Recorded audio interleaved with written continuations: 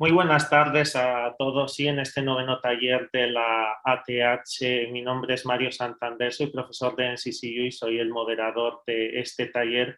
Es para mí un honor estar hoy con todos vosotros para cerrar este curso académico con este taller titulado Enseñanza Transnacional de Español en Línea, componentes nativos hispanohablantes procedentes de Chile y Perú. Al ser este nuestro último taller del curso y después de casi un año de vida, me gustaría dar en primer lugar la palabra a la presidenta de la ATH, la catedrática Luisa Chan, para dar unas breves palabras a todo el público. Bueno, muchas gracias a profesor Mario y muy buenas tardes a todos aquí los participantes. Bueno, como antes, muchas gracias. Agradezco mucho y agradecemos a todos los participantes en línea ahora delante de la pantalla, porque a lo largo de este año, bueno, la ATH ya cumplirá dentro de poco un año y justo hemos organizado 10 eventos, un foro y 10 talleres. Así que habitualmente se ha acumulado hasta 700 participantes, o sea, un resultado bastante impresionante. Sin su apoyo y participación no hubiera sido posible este resultado fructífero. Así que expresamos en nombre de la asociación, expreso mi inmensa gratitud a todos ustedes. Y luego, en segundo lugar, también agradezco en nombre de la asociación, también de los vocales de la junta directiva, a los 3 ponentes de hoy, que son de Chile y de Perú. Estos 3 ponentes de hoy son realmente de la joven generación, porque ellos se incorporaron en la ATH después de la Asamblea General de la Fundación. O sea, agradecemos su participación y apoyo, así puede ensanchar y extender el impacto y la influencia de esta organización, de que realmente somos hispanistas, hispánicos del mundo, de todos los que hablan el español. Así que ellos son la sangre nueva de la asociación. Y también me han dicho de que me llega la noticia de que hoy también han participado el presidente y el nuevo secretario general de la Casa de España recién elegidos, el presidente José María López y el secretario Jorge González. O sea, le damos bienvenida y también por su participación. Y por último, mi agradecimiento enorme, inmenso a profesor Mario, porque sin pensarlo, todo ha sido una coincidencia o una casualidad de que profesor Mario moderó el primer taller, cuando el taller se llevó a cabo en español, que fueron 3 ponentes españoles. Y hoy este noveno taller también será moderado por él y son 3 ponentes de América Latina.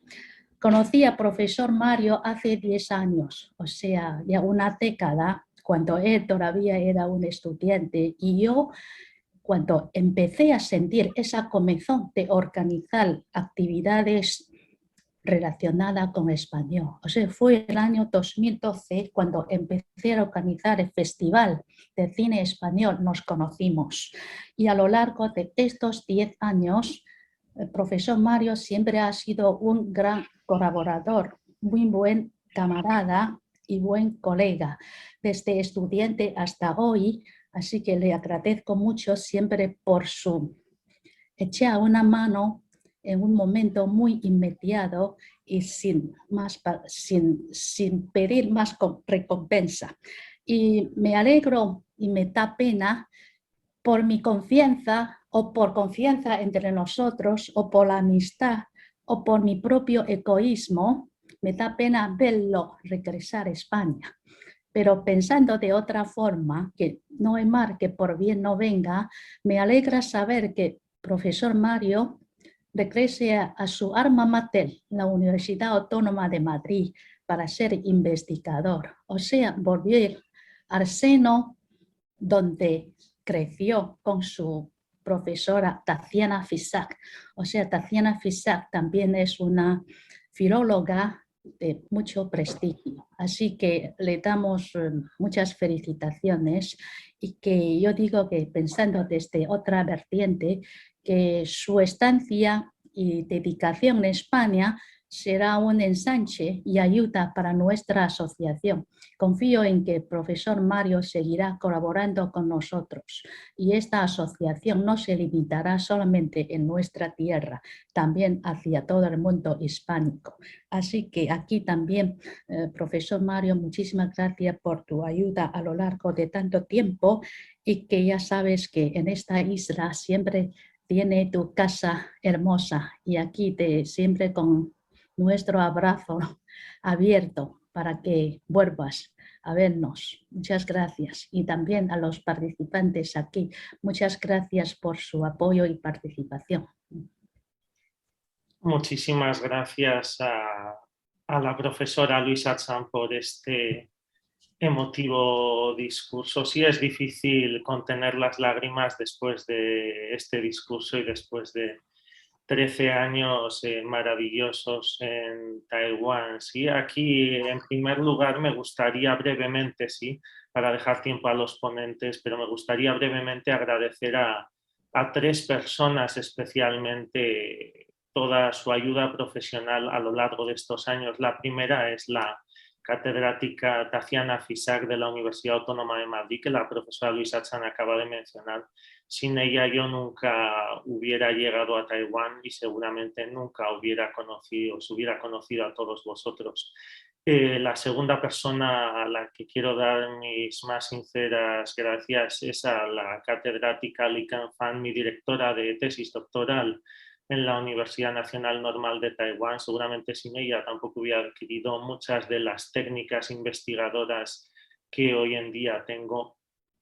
Y la tercera persona a la que me gustaría agradecer es a la catedrática Luisa Chan, no solo presidenta de la ATH, sino gran amiga personal.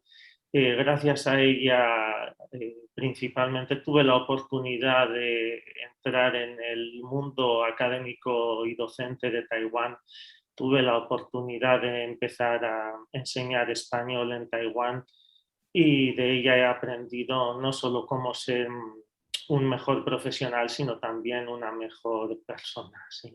Así que desde aquí mi más sincero agradecimiento a Luisa, que estás presente, y también a todos alumnos, exalumnos, amigos que han venido hoy a este taller, y no me puedo olvidar de mis exayudantes, algunas de las cuales están presentes, como Elvira Wu, y por supuesto mi querida ayudante Nicole, que nos ha ayudado no solo a mí, sino a la profesora Luisa Chan en muchísimos talleres y que el próximo año también estará en España en la Universidad Ramón Llull.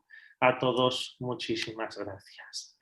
Dicho esto, sí, empezamos con el taller en sí. El primer ponente será Charles Torres por una cuestión profesional. Charles ahora mismo se encuentra en Nueva York por motivos laborales, así que será el primero en presentar hoy. Sí, el profesor Charles Torres es magíster en Administración de Negocios por la Universidad Nacional de Ciencia y Tecnología de Taiwán y actualmente se desempeña como gerente de negocios en BenQ Corporation y también es profesor de español en Guiyun ABC Online School desde el año 2017. Natural de Perú, lleva residiendo en Taipei desde el año 2014 y tiene experiencia docente también con una beca de formación para profesores L otorgada por la Junta de Castilla y León en España. Sí, su ponencia de hoy es experiencia enseñando español a taiwaneses estudiando odontología en España, así que sin más dilación doy la palabra al profesor Charles, pero antes, sí, con tanta emotividad, gracias por el recordatorio, se me olvidaba nuestra foto de familia, ¿sí? Así que todo el mundo, si puede encender la cámara un segundito, hacemos unas fotos antes de dar comienzo a la ponencia del profesor Charles. ¿Sí? Nicole, tú nos dices. Ujú.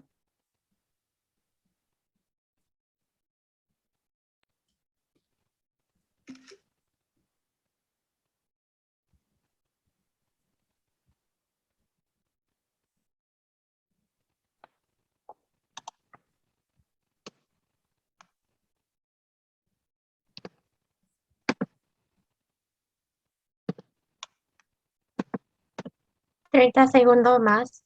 Ok.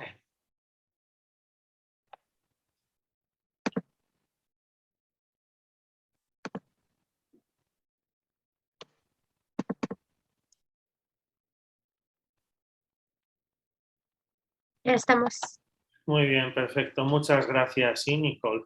Así que, sin más dilación, entramos en la primera ponencia de hoy. Damos la bienvenida desde Nueva York al profesor Charles Torres Almanza. Cuando quieras, Charles. Muchas gracias, profesor. Primero voy a compartir mi pantalla. Sí, creo que ya es visible ahora, ¿no? Ahora sí. Correcto. Muchas gracias a todos por estar presentes el día de hoy y por invitarme a esta sesión. Mi nombre es Charles Torres, así como ha presentado el profesor Mario, y el día de hoy voy a compartirles mi pequeña experiencia enseñando español a estudiantes taiwaneses que se encuentran en España estudiando la carrera de odontología.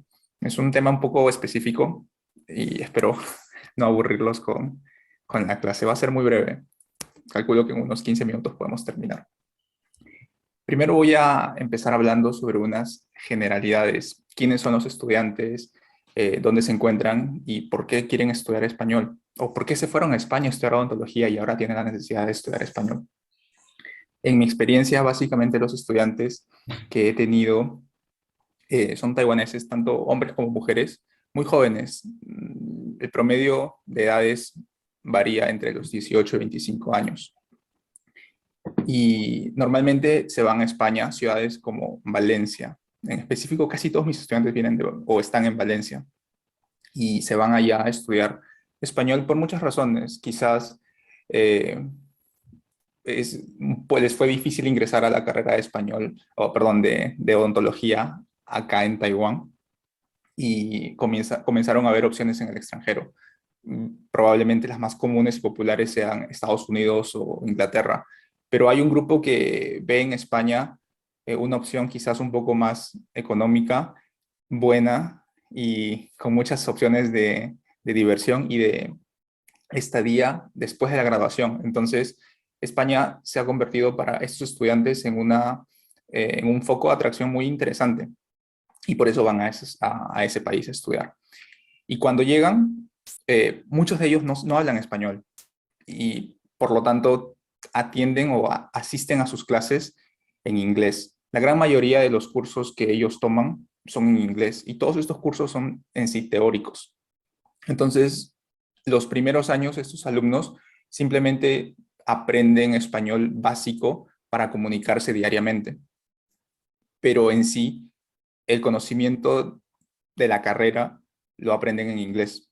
Y es en los años siguientes donde ya comienzan a tener un poco más de interacción con pacientes, donde se ven en la necesidad de utilizar el español. O sea, la necesidad de aprender español cambia de simplemente un uso cotidiano para de repente comprar víveres o para de repente salir a pasear por la ciudad y se convierte en una necesidad un poco más allá, digamos, profesional, ¿no? Y esa necesidad más o menos empieza cuando los cursos clínicos ya son obligatorios. Prácticamente en el tercer o cuarto año, los alumnos taiwaneses ya comienzan a ver pacientes. Y es ahí donde algunos ya comienzan a tomar este tipo de clases. ¿Y qué es lo que necesitan saber? Pues básicamente es un tema de comunicación muy directa. Y el primer paso en el que yo he visto que los estudiantes tienen un pequeño reto es en la historia clínica. Y la historia clínica se divide en varias etapas. Por ejemplo, la primera parte es recolectar datos del paciente. Una parte muy sencilla, preguntarle nombre, edad, quizás ocupación. Y se va haciendo más difícil esta comunicación cuando ingresamos a la parte de la descripción del problema por la que el paciente ha venido. Se tiene que preguntar cuáles son los signos, los síntomas de la molestia del paciente. Luego la parte de auscultación es ya más sencilla, es una parte más motriz que tiene que hacer el estudiante, luego el diagnóstico, en el cual sí se requiere cierta precisión para decirle al paciente con claridad cuál es su problema. Para el plan de tratamiento, el estudiante tiene que tener una capacidad de organización y de expresar claramente cuáles van a ser los pasos siguientes para solucionar el problema. Y finalmente, el pronóstico. Entonces, vemos aquí que la comunicación entre el estudiante y el paciente es muy importante en todo momento, en la parte preoperatoria y en la parte postoperatoria. Entonces, comencemos primero viendo cómo abordamos la parte de la anamnesis, que es la recolección de datos básicos. En este caso, hacemos una técnica de juego de roles, en la cual al inicio yo soy el doctor, simulo ser el doctor, y el estudiante es el paciente. Y luego intercambiamos. Primero, usamos estructuras muy simples y repetitivas. Por ejemplo, ¿cuál es su nombre? ¿Cuál es su edad? ¿Cuál es su dirección? ¿Cuál es su trabajo? Y por esta repetición, es muy probable que el estudiante se familiarice con esta estructura. En estas clases no vemos a fondo gramática, tampoco vemos a fondo mucho vocabulario, pero al ser repetitivo, el estudiante ya se familiariza con estas estructuras. Él probablemente o ella probablemente sepa qué significa la palabra nombre, qué significa la palabra edad, porque ya ha estado en España unos 2 o 3 años. Entonces, simplemente es cosa de que se familiarice más con la estructura, con la sintaxis de las oraciones. Luego se va a una parte un poco más complicada quizás, por ejemplo, historias de enfermedades. Entonces, por ejemplo, podemos preguntar, ¿alguien de su familia ha tenido enfermedades crónicas o hereditarias?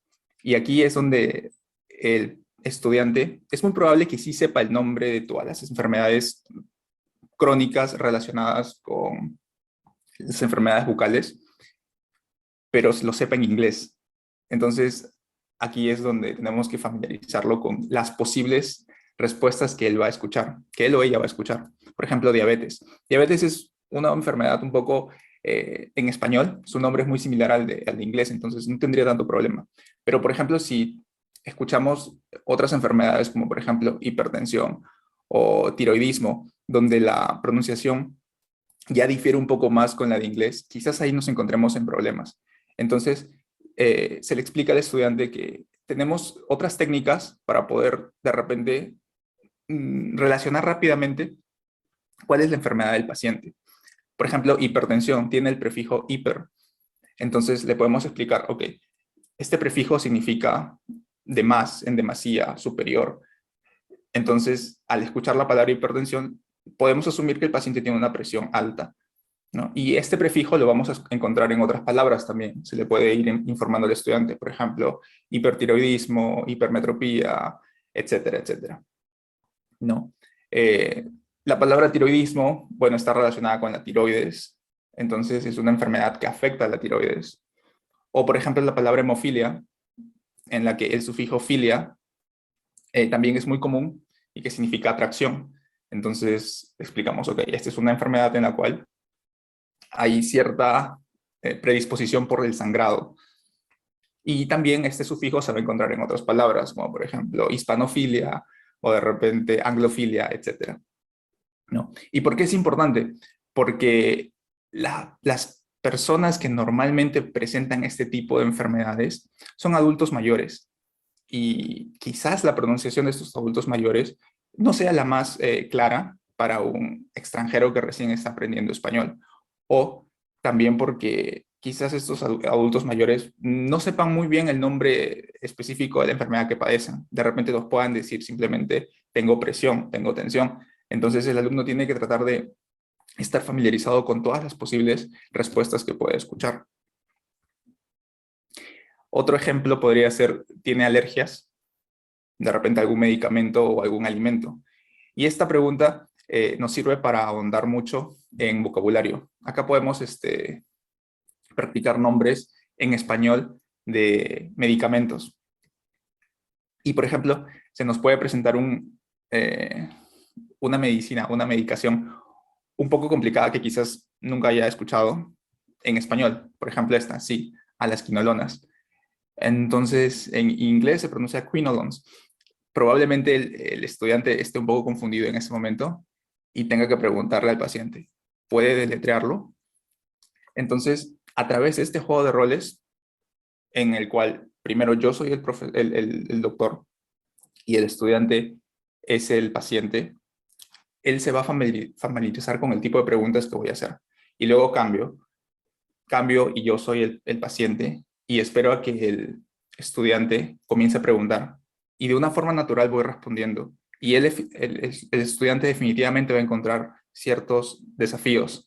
Y con las técnicas que acabamos de explicar, esperamos que el estudiante pueda solucionarlos. Si no puede, igual vamos respondiendo específicamente cada duda.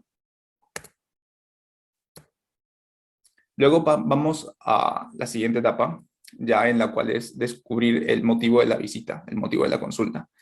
Y podemos utilizar esta estructura igual. ¿Cuál es?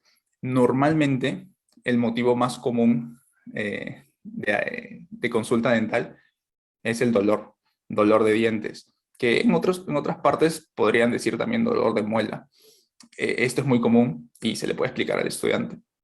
Dolor de, ¿no? Quizás no necesariamente sea de diente, quizás no necesariamente sea de muela, quizás pueda ser dolor de encía o de repente de el labio, muchas cosas. También se le pueden agregar otras estructuras en la parte posterior, por ejemplo, un tiempo por las mañanas, o quizás también una acción al despertar, y ahí el estudiante va practicando y va entendiendo todas las posibilidades de motivos que pueda tener.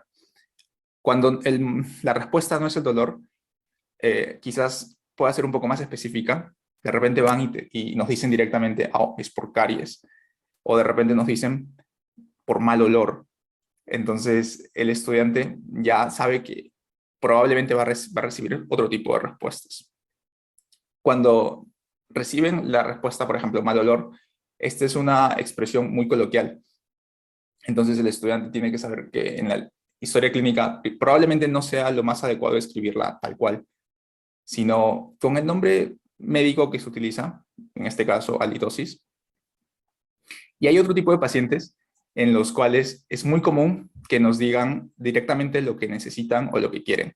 Y aquí es donde se puede practicar estas estructuras. Por ejemplo, necesito un diente nuevo, necesito una limpieza, necesito una curación, etc. O quiero cambiar mi dentadura, quiero limpiarme los dientes, quiero hacerme una prótesis. Y con esas estructuras vamos jugando muchas posibilidades. Luego, practicamos el uso del interrogativo ¿dónde? Para expresar ubicación o posición. Por ejemplo, si el problema es un dolor, podemos jugar con la forma ¿dónde le duele? O ¿dónde le molesta? Si el problema es sangrado, ¿dónde le sangra? Y como pueden ver acá, de todas formas, seguimos utilizando casi siempre la misma estructura, con repetición, para que el estudiante no se pierda dentro de la gramática basta del español o la sintaxis. Y este ejercicio también sirve para practicar un poco la anatomía de la boca en español, porque el estudiante la sabe, pero en otro idioma. Entonces, aprovechamos y repasamos.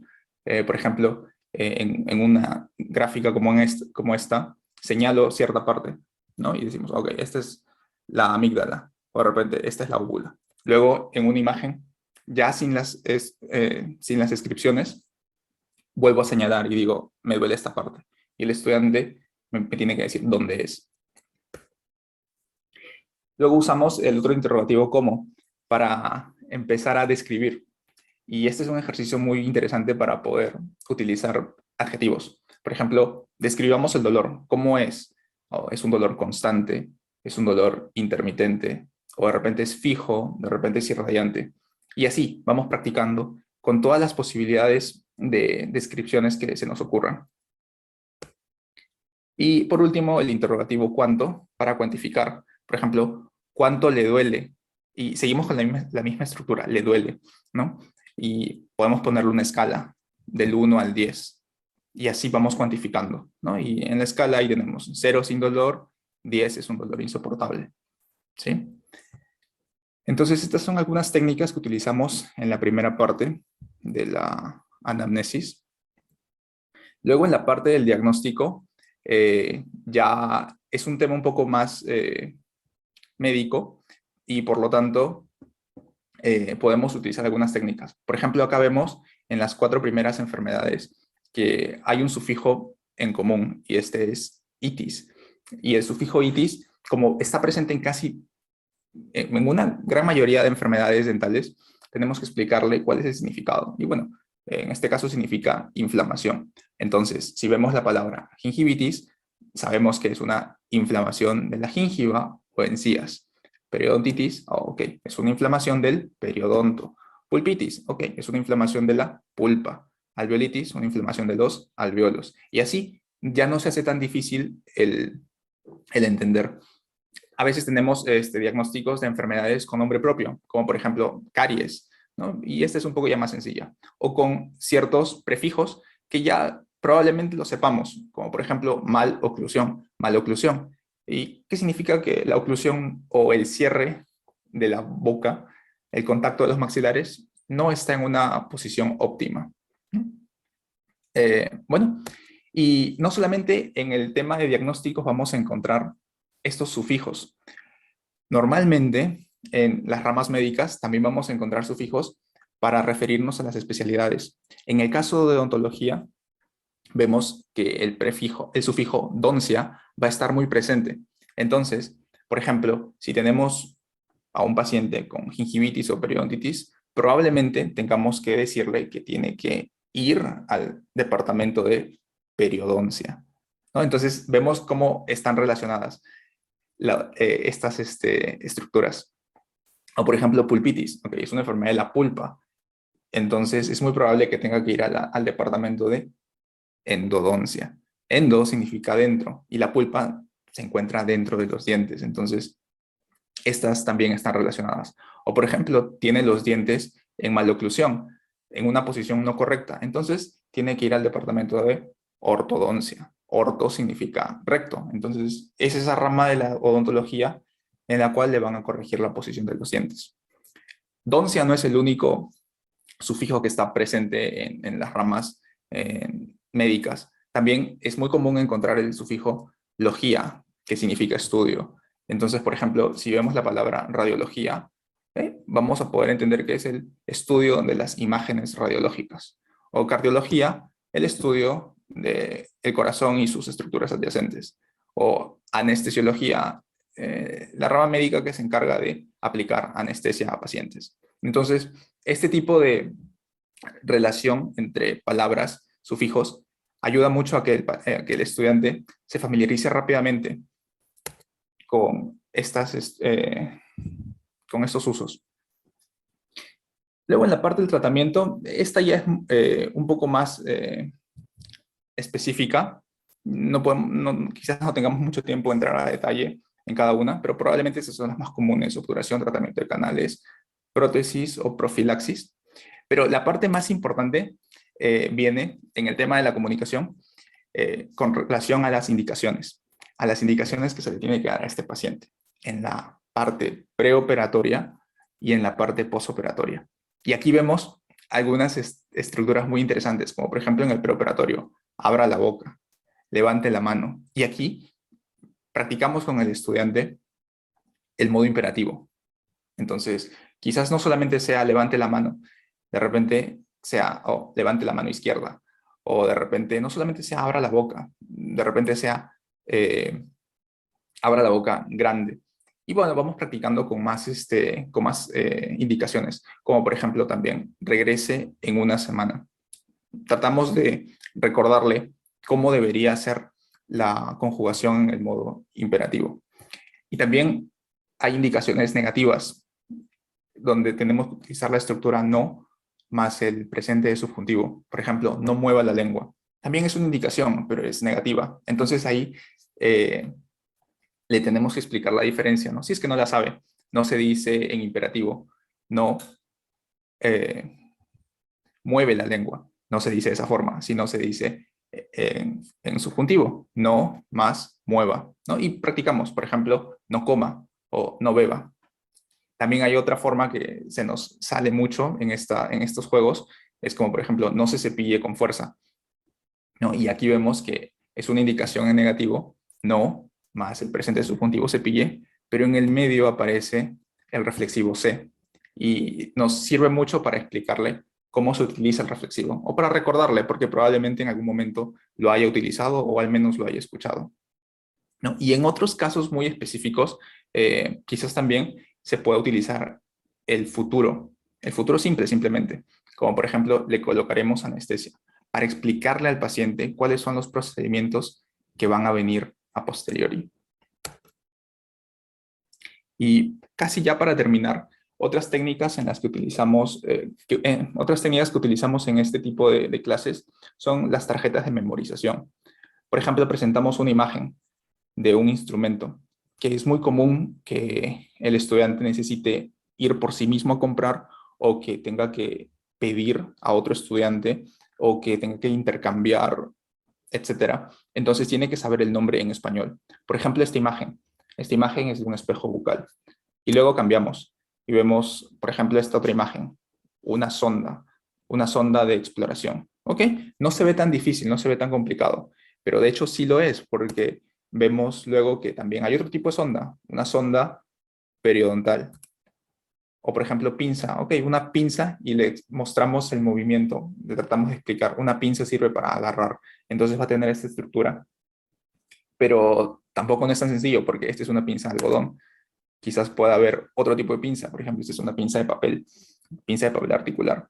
Entonces, le mostramos muchas veces estas tarjetas de memorización para que vaya recordando el objeto con su nombre. Y luego, volvemos a mostrar la imagen, pero ya sin el nombre. Y el estudiante es muy probable que ya esté en la capacidad de poder decirnos cuál es. Por ejemplo, Último ¿ustedes minuto, recuerdan Charles. cuál es el nombre de este instrumento? Este fue el primero, ¿se acuerdan?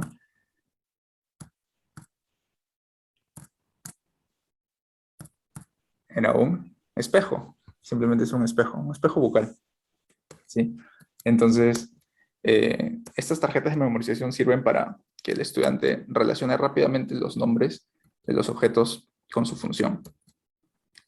Y lo último que los estudiantes siempre nos preguntan es, ¿cómo le digo al paciente algo? Y bueno, ahí ya vienen con preguntas en chino. Por ejemplo, ¿cómo le digo al paciente que Wansan Moya o Chifanjo de Masan Shuaya? Este tipo de preguntas. Y bueno, aquí utilizamos mucho el indicativo o el imperativo también para dar ciertas recomendaciones o sugerencias o quizás indicaciones, ¿no? Por ejemplo, Wansan Moya. Simplemente se puede utilizar una oración indicativo para explicarle al paciente: usted rechina por las noches, usted muerde por las noches, ¿no? Pero, por ejemplo, si es una sugerencia o una recomendación como cepillarse después de comer, podemos utilizar la estructura A, debe cepillarse los dientes después de comer. Seguimos en el indicativo, pero ya a veces estas indicaciones son un poco más complicadas y tenemos que utilizar el imperativo. Bueno, no hay problema. Usamos la forma de no más el subjuntivo para expresar una indicación negativa. Por ejemplo, no se cepille con fuerza, simplemente así.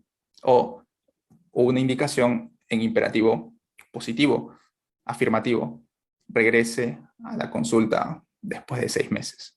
Y así vamos practicando las conjugaciones en diferentes modos verbales, ¿no? Indicativo, en este caso hemos ido al subjuntivo también, y terminamos con un imperativo. Entonces, esta es la presentación que he hecho. No sé si estoy dentro del tiempo. Espero no haberme pasado. Justito. Muy bien, Charles. Muchas gracias por esta presentación tan profesional y sobre todo yo creo que con un vocabulario muy técnico del ámbito de la odontología que a buen seguro ha servido a la mayoría del público aquí presente. ¿Sí? Te pediría, como comentamos, que hicieras, si quieres también puedes dejar de compartir la pantalla ahora, Charles, Correcto. y así podemos también, puedes hacer una pregunta así para el público, puesto que tendrás que ausentarte hoy un poquito antes. Una pregunta sobre tu presentación. Yo luego cuento 3, 2, 1 y vemos quién contesta la pregunta y tendrá un obsequio, ¿sí? Que ahora comentaré. Correcto. Yo he mencionado al menos 2 técnicas que podemos utilizar para que el estudiante se familiarice un poco más con sintaxis o de repente con vocabulario o de repente con modos verbales. ¿Cuáles son estas técnicas? Yo mencioné al menos 2 o 3, no sé. ¿Cuáles son estas técnicas? 3, 2, 1. ¿Alguien sabe estas técnicas? Eva, tarjetas de memorización. Sí, esa es una de las técnicas. Sí, a ser También, posible, no escribáis por el grupo de chat, como siempre, acordaros de abrir el micrófono. Primero levantar la mano, sí, y abrir el micrófono, como en todos nuestros talleres, sí.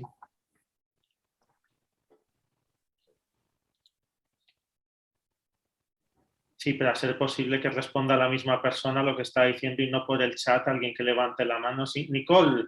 Estela, Estela, sí. Estela. sí, Sí, creo que es juego de roleplay, de rol sí, correcto. y la tarjeta de memorización o para memorizar. Sí. Ambas Muy técnicas bien. son correctas. Gracias. Perfecto, muchas gracias. Sí, Estela, para los demás acordados también levantar la mano y responder. Para Estela y para todos, lo comento ahora, luego lo comentaré también, sí. El primer regalo es un obsequio de un libro de enseñanza, en este caso de un servidor. Acordaros de enviar un correo, sí, Estela, al correo de la ATH, que es athtaiwan@gmail.com, con tu nombre, apellido, dirección y teléfono móvil. Sí, puedes enviar tu correo en chino o español y el secretario te contestará lo antes posible. Sí, gracias, Estela. ¿Alguna pregunta para el profesor Charles? Puesto que nos tiene que dejar por motivos laborales un poquito antes. Si nadie tiene una pregunta, yo al menos sí que tengo una así para romper el hielo. Charles, mi pregunta es, después de esta presentación, que como he dicho tiene un vocabulario muy técnico y has explicado vuestra forma de enseñanza, me gustaría preguntarte modestamente desde el desconocimiento del ámbito odontológico, del que por supuesto no soy un especialista. ¿Hay algún manual específico de español con fines específicos para odontología o todos estos materiales son materiales personales basados en tu experiencia como profesor? Normalmente son materiales personales.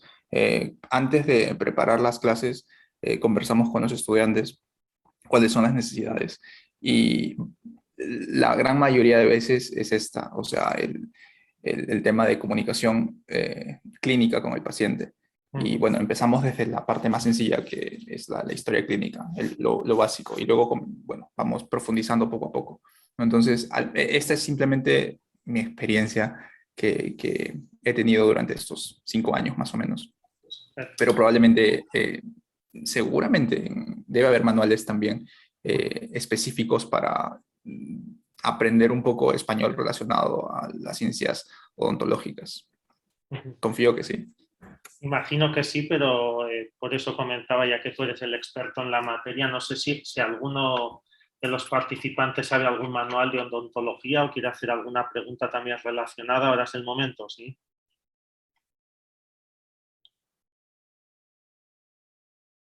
¿Nadie? Pues entonces seguimos. Y muchísimas gracias, Charles, por tu presentación desde Nueva York, ¿sí? Muchas gracias. Gracias a ustedes. Muy bien, seguimos por el siguiente ponente del día de hoy, que es el profesor Ariel Ballesteros Urbina. Sí, se graduó de la carrera de Terapia del Habla y Lenguaje en la Universidad de Chile y posteriormente cursó un máster en Ciencias en Administración y actualmente está cursando un segundo máster en Enseñanza de Español como Lengua Extranjera en la Universidad Rovira y Virgili de España. Es profesor de español como lengua extranjera y también terapeuta del habla y lenguaje, y está sumamente interesado en el desarrollo y el aprendizaje del idioma español en niños y adultos. El profesor Ariel tiene no solo experiencia laboral en Taiwán, sino también en Chile y en Corea. Su ponencia de hoy versa sobre las dificultades a nivel fonético de los estudiantes sinohablantes. ¿Sí? Como siempre, más o menos unos 20 minutos de presentación y damos la palabra al profesor Ariel Ballesteros. Hola, Hola, buenas noches. Espero que todos se encuentren muy bien. Muchas gracias por esa presentación, muy bonita. Bueno, voy a dar inicio a mi presentación. Como comentamos, mi presentación se llama Dificultades a nivel fonético de los estudiantes sinohablantes, y también como terapeuta del habla me gustaría ofrecer una propuesta didáctica para trabajar una de las mayores dificultades que creo todos nosotros como profesores de L hemos enfrentado, principalmente cuando trabajamos con estudiantes sinohablantes. En este caso, el rotacismo, que sería la dificultad para la pronunciación del fonema R. Dentro de los contenidos que quiero hablar... Perdona que te interrumpa, ¿podías dar a la presentación a toda la pantalla? No, Sí. perdón. No hay problema, así para que lo vea todo el mundo. Gracias, perfecto. No hay problema. Entonces, dentro de los contenidos que me gustaría abordar superficialmente durante la presentación, hablar un poquito de la relevancia de la enseñanza de fonética en el alumnado de L, un poco sobre la diferencia entre los sistemas fonéticos fonológicos del mandarín y el español, comparar las dos lenguas, hablar un poco de las principales dificultades en los aspectos fonéticos de la lengua.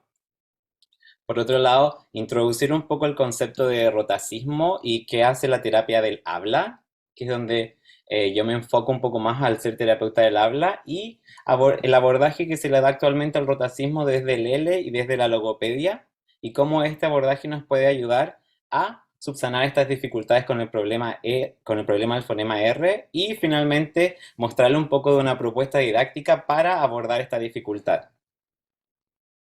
Bueno, a partir hablando un poco sobre la relevancia de la enseñanza de la fonética, Kyle y Swain nos dicen, y ellos consideran que la competencia fonética y fonológica constituye uno de los aspectos más importantes de la competencia comunicativa global, y durante el proceso de aprendizaje de la lengua extranjera hay que adquirir dicha competencia. Bueno, aquí partir diciendo que muchas veces la fonética y la fonología se han considerado un poco los hermanos pobres de la lingüística, puesto que cuando en nuestra sala de clase nosotros enseñamos español, nos enfocamos muchísimo en gramática, léxico, pragmática, pero es muy, muy común dejar de lado la fonética y la fonología, aun cuando sabemos que aprender fonética o tener una fonética, entender la fonética de manera concisa para nuestros estudiantes desde el comienzo, desde que ellos empiezan a estudiar, es fundamental para que puedan comunicarse de manera efectiva. Entonces vemos que si bien el aprendizaje del español no solo se basa en la pronunciación, evidentemente, sí podemos considerar la fonética como el punto de partida dentro del aprendizaje del español. Porque muchas veces pensamos que puedes saber mucha gramática, puedes saber mucho léxico, pero si al momento de hablar la gente no te entiende, ¿de qué nos sirve? Entonces ahí es donde entendemos que la fonética debe ser el eslabón inicial para el resto de los aspectos lingüísticos. Bartolí en el 2005 nos ofrece esta cita que a mí me gusta mucho porque creo que es muy cierta. Nos dice que tener una buena pronunciación es siempre digno de admiración y elogio, lo que resulta beneficioso para el aprendiente, contribuye a aumentar su autonomía, su autoestima, y supone también una buena tarjeta de presentación ante los nativos.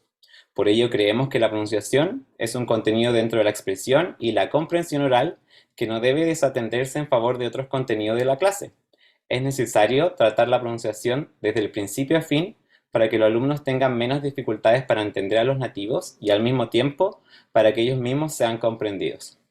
Entonces entender que si bien muchas veces dejamos de lado la pronunciación, puesto que lo que buscamos nosotros como profesores de L es la comunicación, si esto afecta en algún grado el aprendizaje de nuestros alumnos. Es ahí donde radica la importancia de abordarlo.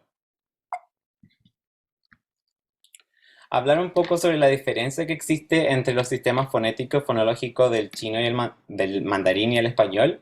Claramente sabemos que en el chino se utiliza una escritura no alfabética a partir de caracteres ideográficos o ideogramas, los cuales representan una grafía simbólica de origen diverso, la cual es generalmente pictográfica. Bueno, aquí yo no tengo para qué explicarle esto a la mayoría de ustedes que lo tienen bastante claro. Lo que sí es importante entender que para muchos de nuestros estudiantes, o por lo menos los estudiantes que manejan el sistema Pinyin, sí es relevante que exista este sistema auxiliar, puesto que utiliza las letras latinas y esto podría en algún grado favorecer la transferencia entre los idiomas.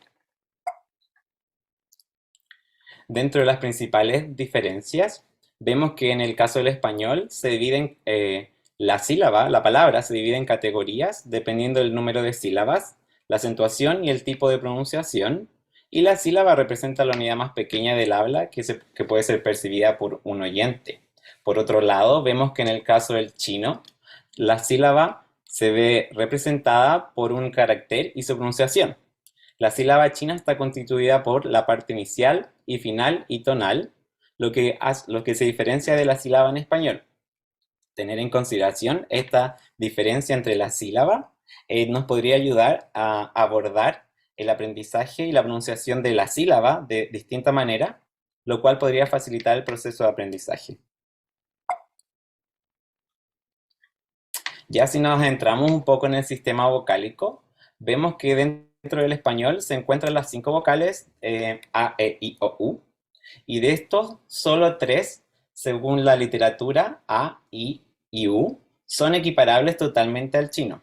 Sin embargo, también sabemos que esta equiparación es hasta cierto grado correcta, puesto que las vocales chinas, cuando se leen, son largas y redondeadas, mientras que las del español son acortadas. Entonces, ¿qué sucede? Que muchas veces nuestros estudiantes van a decir, bueno, la A del chino es igual a la A del español, entonces yo solo pronuncio la A como a mí me sale. Sin embargo, hay que tener en cuenta que no es exactamente igual, por lo que si nosotros estamos buscando una pronunciación cercana a la pronunciación nativa, sí va a influir y se va a notar. Va a ser notorio para el oyente que la A no es una A del español. Entonces, tener en consideración estas pequeñas diferencias que existen en el sistema vocálico nos puede ayudar también a mejorar la pronunciación de nuestros estudiantes. Bueno, por otro lado vemos que existen las nasalizaciones que son tan comunes en chino. No me quiero adentrar tanto por un tema de tiempo, pero es importante tener en consideración que si bien el sonido de la N y de la NG, el sonido y el sonido podrían parecer muy similares a los del español, la articulación de ambos sonidos difiere de la del español, por lo cual al momento de un estudiante sinohablante pronunciar una N no va a ser necesariamente idéntica o va a sonar totalmente igual a una N del español. Entonces, tener en conocimiento también estas diferencias nos van a ayudar a abordar de mejor manera una correcta pronunciación. Con respecto a la ortografía y la pronunciación, vemos que el español y el chino comparten un gran número de consonantes que poseen la misma ortografía, pero que difieren en su pronunciación. Aquí vemos el caso, por ejemplo, de B, D, G, J, CH, R, Z. Y en el caso del chino, también tenemos que tener en consideración que existen las consonantes compuestas que no existen en el caso del español. Entonces, esta diferencia, como lo dije anteriormente, de la consonante vocal, de la sílaba consonante vocal en español y de la inicial final en chino, sí va a tener repercusiones en la forma en que nuestros estudiantes entienden la sílaba. Y al momento de entenderlo de distinta manera, también se va a pronunciar de distinta manera. Por eso nosotros como profesores debemos tener y ser muy conscientes de todo este tipo de diferencias que desde un punto de vista inicial parecieran no tener una gran relevancia, sí la tienen cuando lo que nosotros buscamos es una pronunciación bastante cercana a la nativa o por lo menos muy, muy correcta. El sistema consonántico del mandarín además está compuesto por, bueno, 22 fonemas consonánticos. Tampoco necesito explicárselo a ustedes, yo creo que todos lo tenemos claro.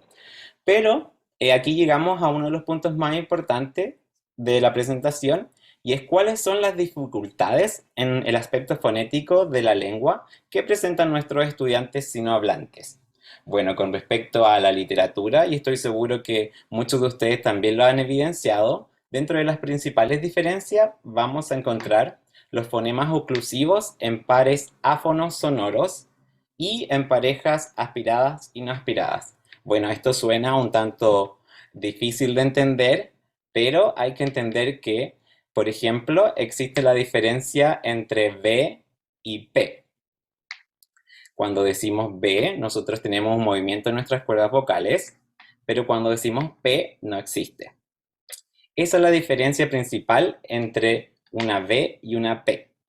Pero en el mandarín o en el chino, esta diferencia no existe, puesto que la diferencia está en el aire que se expulsa cuando se pronuncia esta consonante.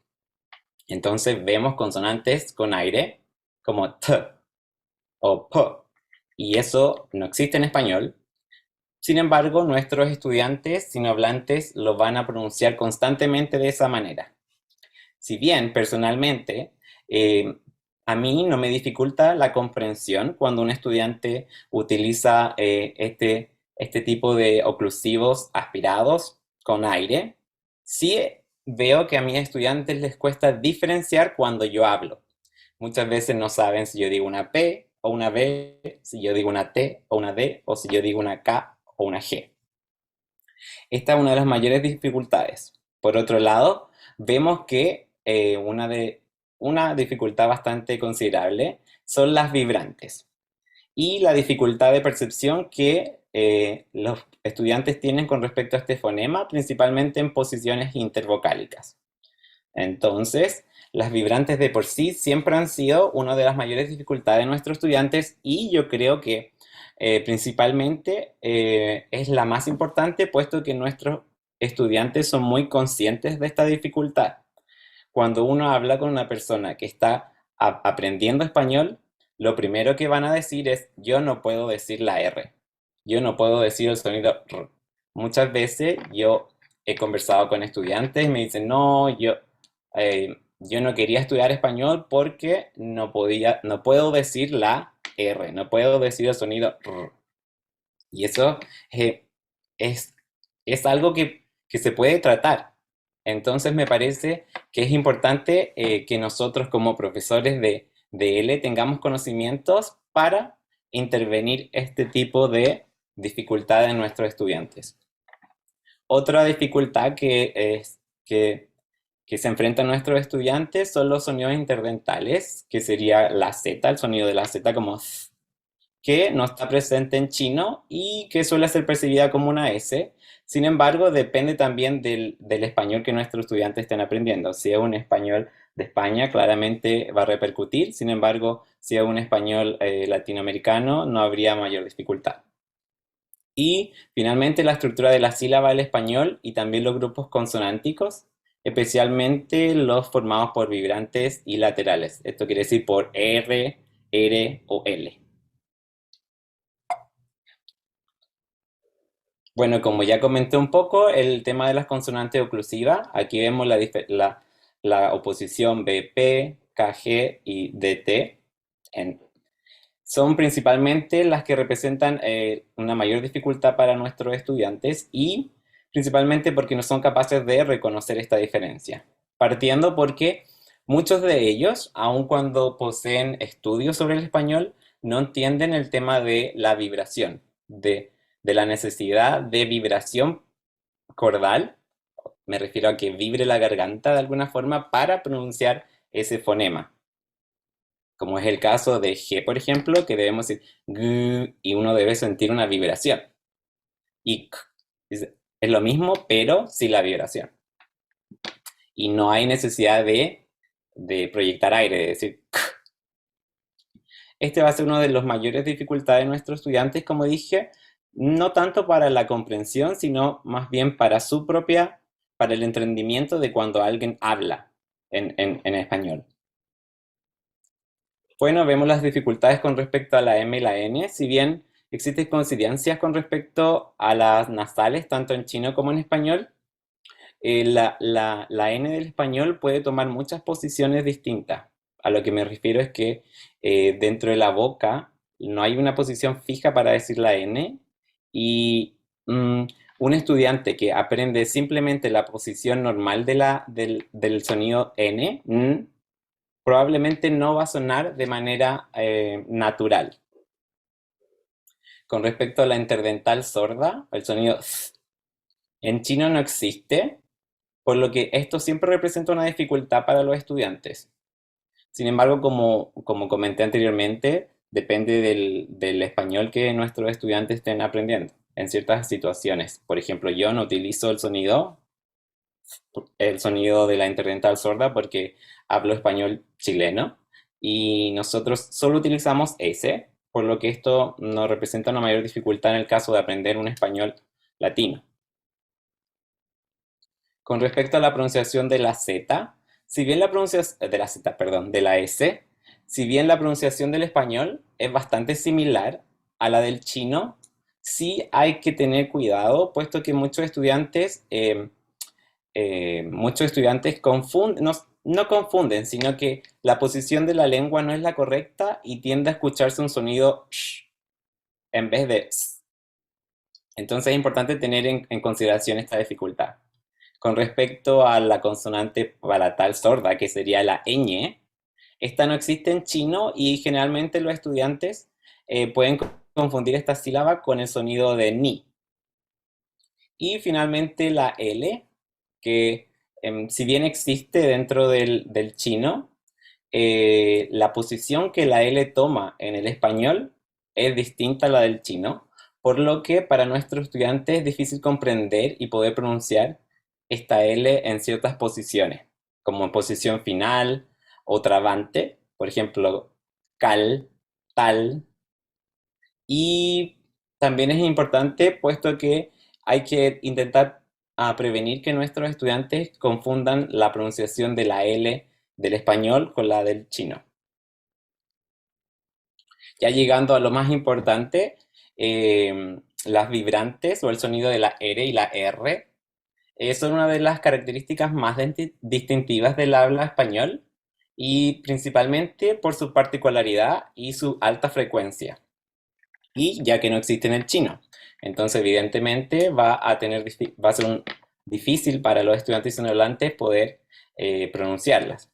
Las consonantes vibrantes, la r y l, se oponen entre sí y tienen una función diferenciadora. Muchas palabras son muy similares, como pero, perro, pelo, y es aquí donde existe esta diferencia tan pequeña que es importante que nuestros estudiantes sean capaces de diferenciar estos tres fonemas, porque el no saber diferenciar estos tres fonemas va a llevar a la confusión en muchos casos. Así que por esto es importante trabajar de forma activa estos tres fonemas, bueno, en general todos los fonemas, pero estos tres fonemas son fundamentales para una pronunciación un poco más natural, principalmente en estudiantes hispanohablantes. Bueno, aquí un poco de ejemplo, era un poco más rápido porque sé que el tiempo es corto. Con respecto a la terapia del habla, yo como logopeda, conoceríamos esta dificultad de la pronunciación de la R o la R o la L como una dislalia, que es el nombre médico que recibe. Y esto sería la dificultad para articular cualquier sonido.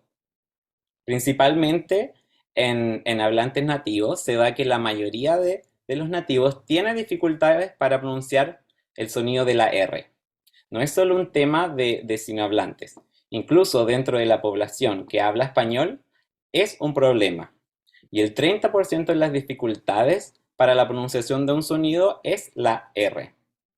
Y esto principalmente porque la pronunciación de la R necesita de una articulación muy específica y muchos factores para que la pronunciación sea adecuada. Entonces es muy fácil que se altere esta pronunciación y se escuche de una manera poco natural en el caso de nuestros estudiantes hispanohablantes, o en el caso de los niños hablantes nativos, simplemente no suene como una R.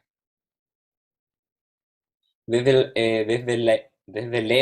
la enseñanza de L, han surgido varias formas y varios investigadores han tratado de darnos ideas de cómo abordar este tipo de dificultades.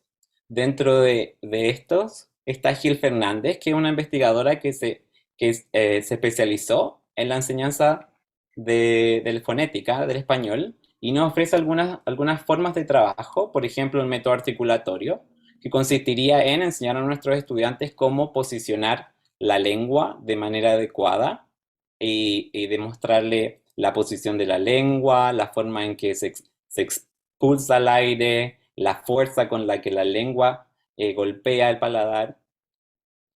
Y esto también se utiliza bastante dentro de la logopedia, que es la ciencia que estudia los trastornos de la comunicación. Por otro lado, están los métodos de transcripción fonética, los métodos tecnológicos, como utilizar grabadoras para tener un feedback de cómo uno pronuncia, y finalmente los métodos de oposiciones fonológicas, que son algunos de los que actualmente, o yo creo que nosotros como profesores de L, hemos tenido mayor acceso, y que es esta diferenciación de mostrarle a nuestros estudiantes dos sonidos y que ellos sean capaces de reconocer la diferencia entre estos dos sonidos, hasta finalmente memorizar esta diferencia y que sean capaces de comprender el sonido de la L, de la R, de la R, etc. Ahora, dentro de las técnicas logopédicas, que es donde yo me quiero enfocar. Tendríamos que ir terminando, Ariel. Ok. Dentro de las técnicas logopédicas se trabaja la respiración, el soplo, la discriminación auditiva, la práctica articulatoria, la integración del lenguaje espontáneo y repetido. Y son estos los factores que nosotros como profesores de L podríamos utilizar también para corregir la pronunciación de la R. ¿Ok? Y dentro ya de esto, la propuesta didáctica, para dar una idea, ya terminando, es muy interesante que abordemos estas dificultades a través del juego y quizás actividades cortitas que podamos implementar al comienzo o al final de nuestras clases, principalmente actividades que ayuden a los estudiantes a reconocer la posición de la lengua dentro de la boca, la posición para pronunciar R y R, ayudas no solo del sonido, sino de imágenes y de ideas como el sonido del león, grr, o el del gallo, kikiriki. Trabajar la discriminación auditiva a través de las palabras y ya finalmente jugar, cantar, hacer juegos de mesa, trabalenguas, tableros, bingos, etc. Y esto de alguna manera nos permitirá trabajar todo lo que es la pronunciación de la R. Gracias. Muchísimas gracias y también, Ariel, por una presentación muy profesional sobre el ámbito fonético que seguro que a nuestro público le ha encantado y seguro que da preguntas interesantes. Lo primero te pediría también, como a Charles, sí, una primera pregunta para el juego y para ver quién se lleva nuestro segundo regalo de la noche. ¿Sí? Cuando quieras, Ariel. Bueno, mi pregunta es, ¿creen ustedes que la fonética se debería trabajar de forma más activa con nuestros estudiantes? 3, 2, 1. Alguien que levante la mano, ¿sí? Nicole, ¿alguien ha levantado la mano? Todavía no. De momento no. Ahora sí, sí. ahora sí. Parece que Ihuau, ¿sí? Cuando quieras. Hola, sí, yo creo que sí, porque es importante trabajar de forma más activa con nuestros estudiantes para practicar la lengua y la parte muscular, el músculo bucal. Entonces así los estudiantes pueden pronunciar bien como nativos. ¿Correcto? Correcto. Correcto. Okay. Gracias. Muy bien. Hijo, lo mismo, sí. Acuérdate de enviar un email en chino en español a ath.taiwan@gmail.com con tu nombre, apellidos, dirección y teléfono de contacto, ¿sí? Para nuestro libro. ¿Alguna pregunta, si alguien tiene, para el profesor Ariel?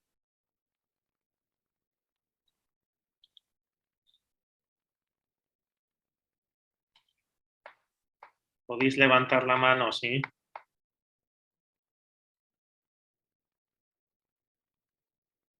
No muerdo.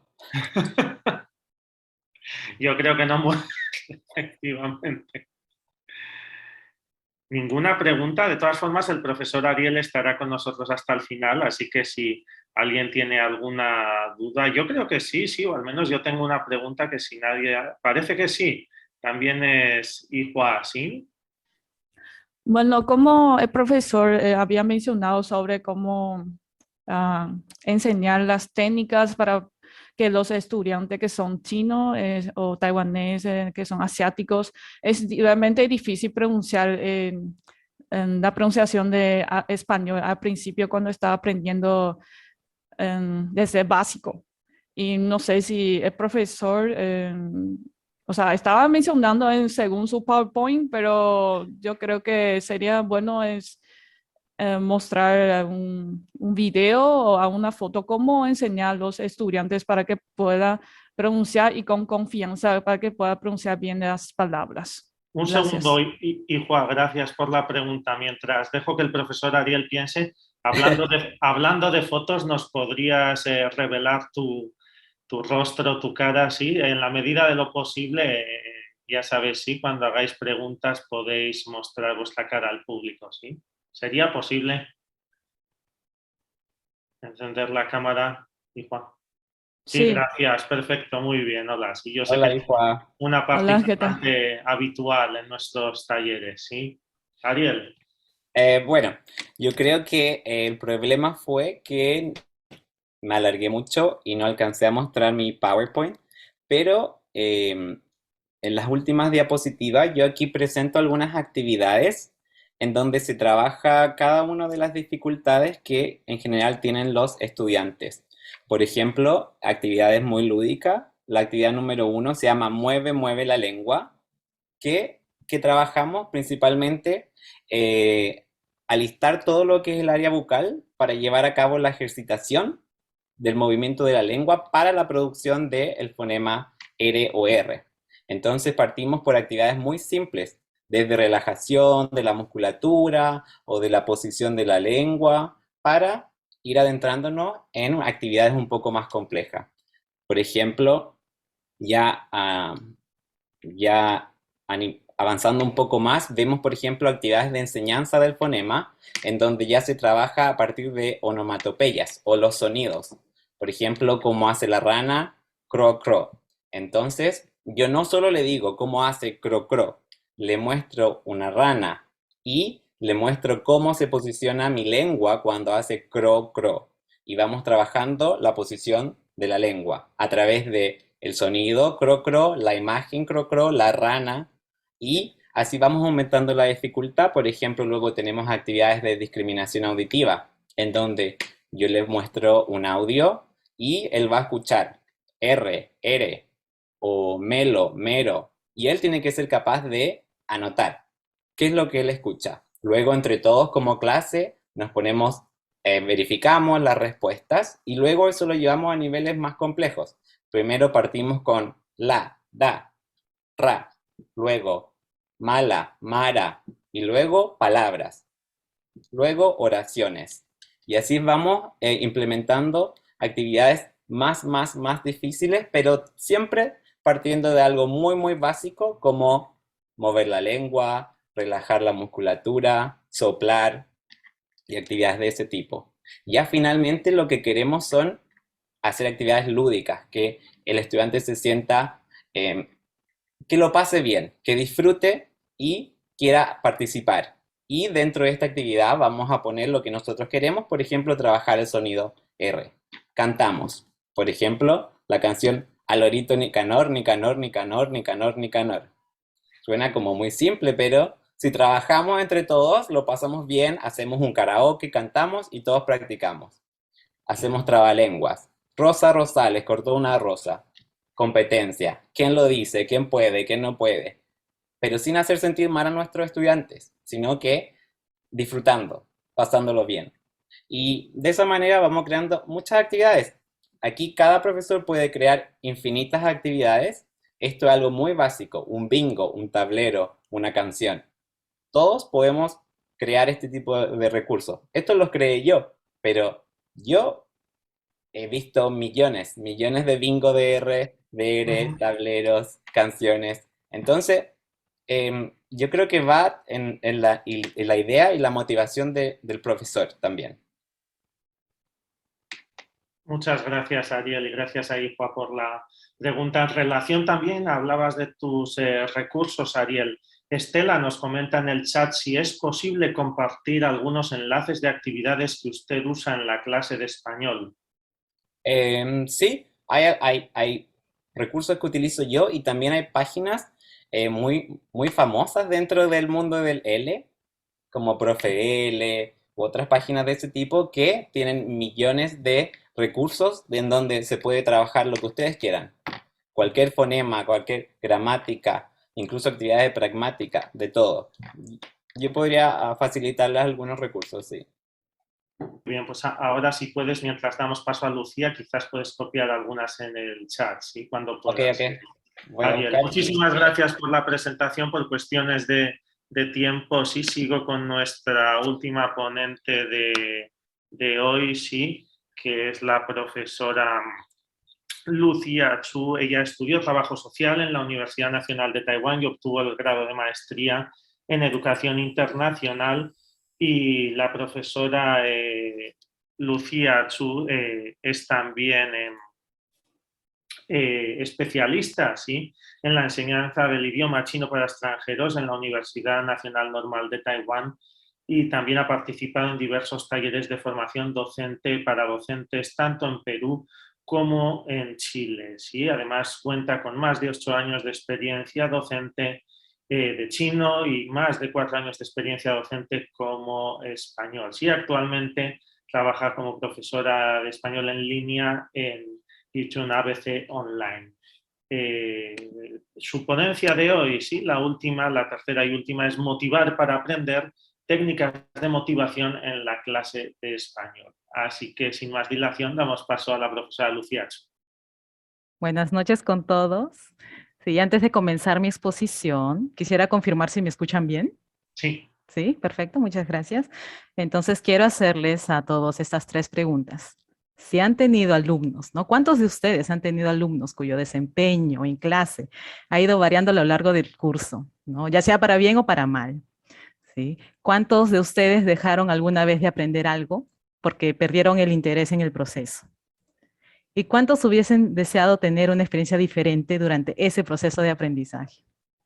Bueno, todas estas preguntas están relacionadas con la motivación y es por eso que el tema de hoy, del que les voy a hablar, es motivar para aprender. Sí, voy a compartir algunas técnicas de motivación para emplearlas en la clase de español. Sí, mi nombre es Lucía Chu y tal como dijo el profesor Mario, tengo más experiencia enseñando chino y es por eso que me disculpo, ¿no?, por adelantado, porque les voy a compartir algunas herramientas que yo utilizo para enseñar chino, pero que también pueden emplearse para las clases de español, ¿no? Yo también lo he hecho en algunas clases, pero por la diferencia ¿no?, de las clases, ¿no?, algunas con grupos más pequeños, otras más grandes, pues algunas no las he podido emplear, ¿sí? Pero muchas de ellas sí se pueden emplear sin ningún problema.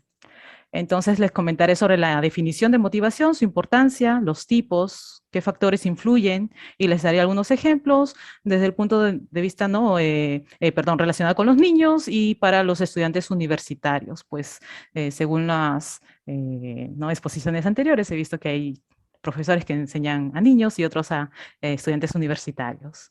Entonces he recogido estas definiciones de motivación. ¿Sí? Hablando, por ejemplo, que es el estado interno o condición que activa el comportamiento, ¿no? Nos da una dirección para obtener algunos objetivos, ¿sí? Tiene una influencia en las necesidades y deseos, y estas a su vez afectan la intensidad y la dirección de los comportamientos.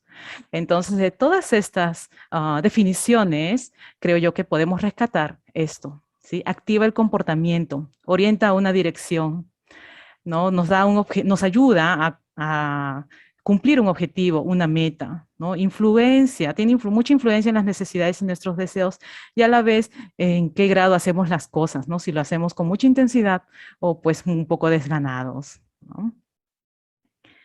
Muy bien. Entonces, ¿cuál es la importancia de la motivación en el aprendizaje? ¿No? Si ustedes recuerdan sus épocas de estudiante, pues se darán cuenta también de que si estamos más motivados, pues tenemos más predisposición para prestar atención, para participar. Quizás somos más responsables a la hora de entregar tareas, a la hora de ¿no? Hacer tareas grupales, ¿no? Nos da más autonomía porque pues uno mismo tiene más interés por buscar nuevos recursos, ¿no? Materiales adicionales.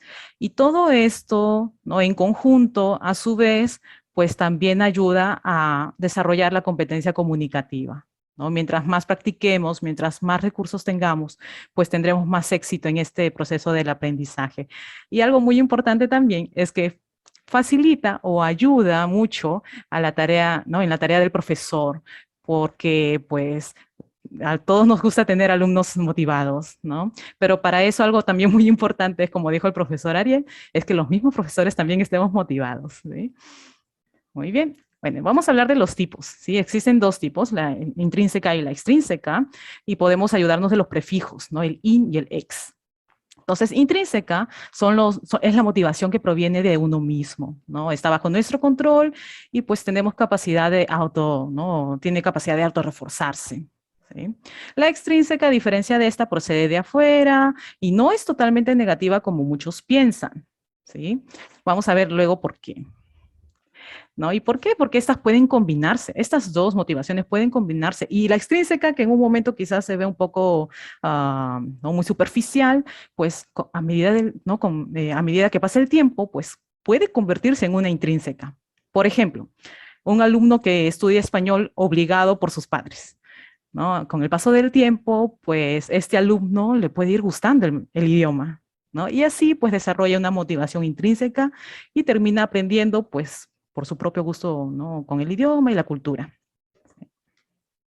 Por aquí tienen una imagen donde hay algunos ejemplos de estos tipos de motivaciones, ¿sí? La intrínseca y la extrínseca.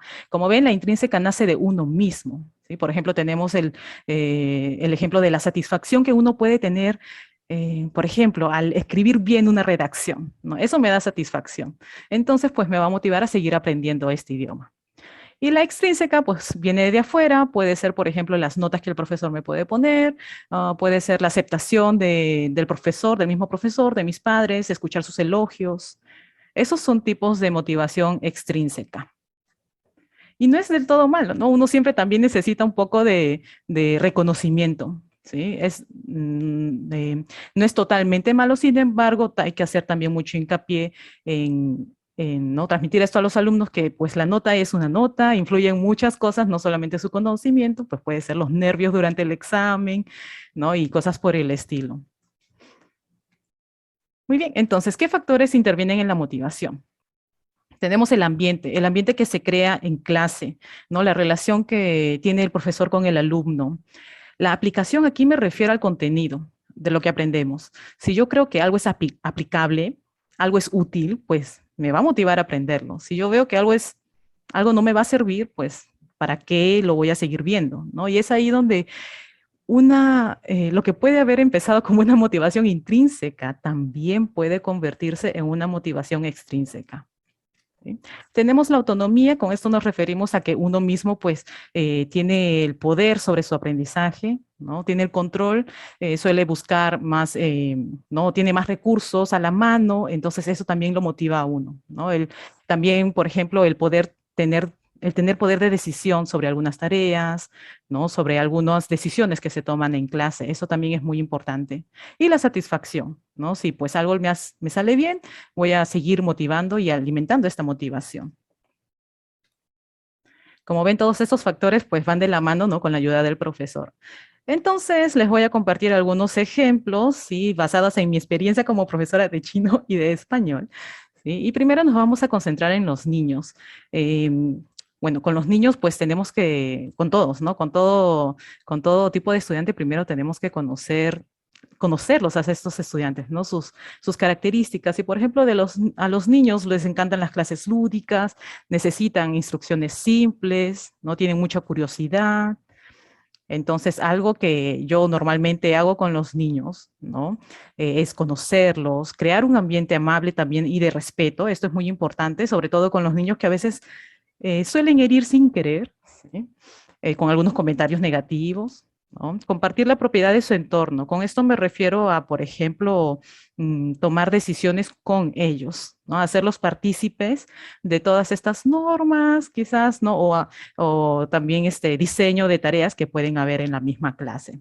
Aprovechar su curiosidad contándole datos interesantes y aprovechar su energía, ¿no? Por ejemplo, los niños en las clases presenciales, pues no pueden estar quietos mucho tiempo, menos en las clases virtuales o clases en línea, ¿no? Entonces, cuando tenía clases presenciales, solía invitarlos a que se muevan mucho, ¿no? Prácticamente no estaban mucho tiempo sentados, ¿no? No había necesidad tampoco porque, pues, al aprender vocabulario siempre utilizábamos las manos, hacíamos mímicas, por ejemplo, características, ¿no? Alto, bajo.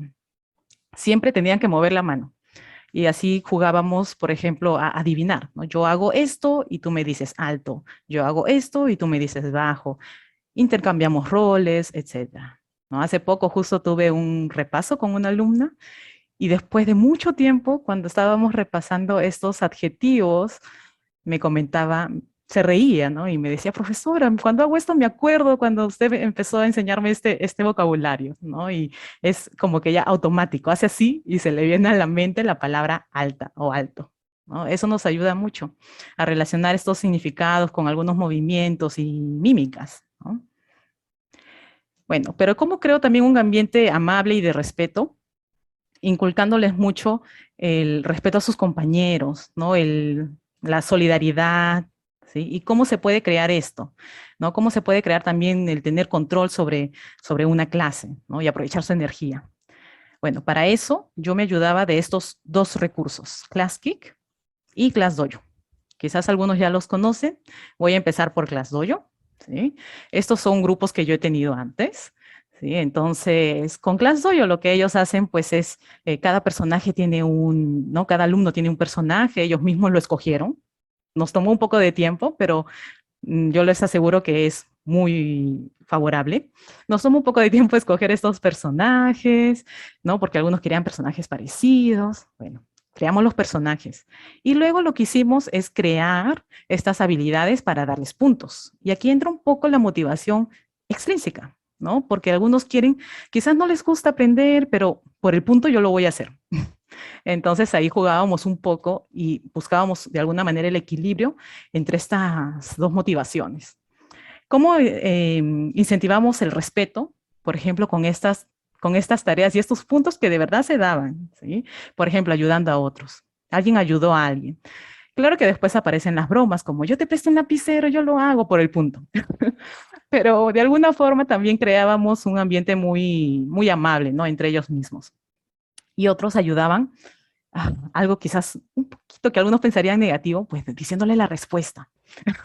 Pero así también el mismo alumno que respondía, pues aprendía algo nuevo, ¿no? De alguna forma aprendía, ¿sí? Entonces, acá lo que hacíamos era premiar el aprendizaje también, ¿sí? Por ejemplo, aquí con un dibujo que dice persistencia.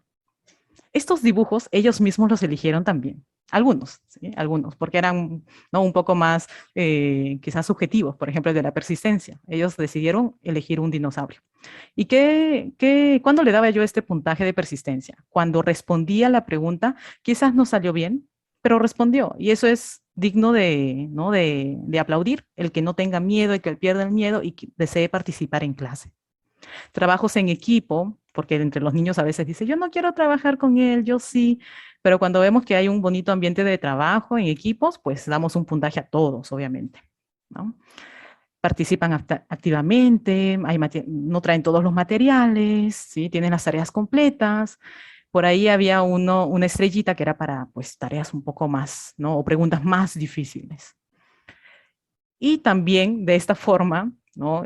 Usando un poco, ¿no? La motivación extrínseca, que es el miedo también ¿no? al rechazo o a defraudar a alguien quizás, ¿no? A tener una retroalimentación negativa, ¿no? Con eso también jugábamos, ¿no? En este curso, en este grupo, ¿sí? Y, por ejemplo, ¿no? Ensució el salón, era algo negativo, ¿no? está jugando en clase, pero obviamente no un juego relacionado con la clase, no está conversando, está haciendo bullying. Y los chicos se identificaban, eso es bullying. Entonces vamos a bajar puntos. Claro que había una advertencia antes, ¿sí? Por aquí hay un dibujo que es muy gracioso y yo también jugaba mucho con el humor, ¿no? Con todos mis estudiantes. Entonces, si preguntábamos a alguien y de pronto decía, ¿en qué pregunta estaban? ¿En qué página estamos? Oh, está perdido, no está tomando atención a la clase. Entonces también le bajábamos un punto, pero previa advertencia, ¿no? Siempre había una advertencia, no es que le bajábamos un punto automáticamente. Y por aquí hay un dibujo que les gustaba mucho, que es la profe se equivocó, porque a veces descontaba puntos a alguien por error. Entonces, o le daba punto por, también por un error, entonces tenía que descontarlo. Y aparecía este icono y que era muy interesante para ellos porque pues se daban cuenta de que los profesores también se equivocan, ¿sí? Los profesores también se equivocan. Esta era una herramienta muy interesante, al igual que Klasski, donde pues uno puede crear muchos materiales, ¿no? Y supervisar el desarrollo de estas simultáneamente. Esto, por ejemplo, como ven, es un material de enseñanza de chino, pero que tranquilamente se puede utilizar en el español, sobre todo con niños y jóvenes. Entonces, creamos un material, los alumnos entran y ellos van resolviendo. Aquí, como ven, no hay puntajes, porque con los niños, pues, tratamos, ¿no? Dependiendo de los grupos, tratamos de darles stickers para, ¿no? Este es un sticker, por ejemplo, cuando hicieron bien su trabajo. No hay puntaje, entonces así los chicos no les afecta tanto si es que ven un puntaje malo, ¿no? Bueno, jugábamos también con esto, ¿no? Grabar audios y esto era, les encantaba mucho este material porque pues veían, ¿no? ¿Qué viene después? ¿Qué viene después? Por ahí tenían mucha curiosidad y aprovechábamos esa curiosidad para aprender. Hay materiales, aquí se podría grabar audios, pueden, ¿no? Tipear, hacer dibujos, ¿no? Y por aquí también escribir a mano y poner las fotos, ¿no? Tenía que poner explicaciones muy simples y también a veces me ayudaba con los audios. Yo misma grababa un audio dando la indicación. Muy bien. Y con respecto a los estudiantes universitarios, pues muchas de lo que podemos hacer coincide, ¿no? Es conocerlos, compartir con ellos la responsabilidad, crear el ambiente, pero con los universitarios quizás nos ayuda más también ayudarlos a establecer metas, ¿no? Ellos necesitan saber qué es lo que voy a aprender, ¿no? Y para qué me va a servir también. Con esto, por ejemplo, estamos conectando lo aprendido con el mundo real. Entonces, ¿cómo los conocía yo? Pues primero, el primer día de clases usaba este cuestionario en Google Forms, ¿no? Por aquí pueden ver las preguntas que yo utilizaba y era para saber mucho sobre su método de estudio. A veces el primer día de clases es imposible conocer a todos y si es un grupo grande, peor. Entonces, esto tranquilamente se puede aplicar en una clase presencial también, ¿no? Dándoles un link y cuando regresen a sus casas, pues llenen este cuestionario. Y yo les decía claramente que este cuestionario era anónimo, porque así los invitaba a responder. Algunos, yo les decía, podían poner su nombre, pero era opcional, si ustedes lo desean. Si no, es anónimo, no se preocupen. Yo simplemente quiero conocer a mi grupo también, ¿no? Quiero conocer a qué grupo de alumnos me estoy enfrentando. Entonces, por ejemplo, sobre sus técnicas de estudio, ¿no? Cuántas horas le dedican, se acostumbran a repasar, ¿no?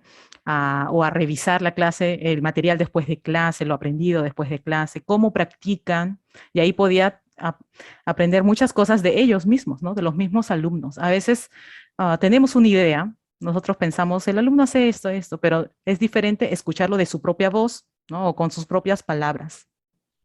Entonces, este cuestionario me ayudaba mucho a conocerlos y así crear una relación ¿no? entre profesor y estudiante, conocerlos un poco más y ellos también se sentían escuchados, ¿no? Lo que muchos me indicaban que era algo positivo, ¿sí?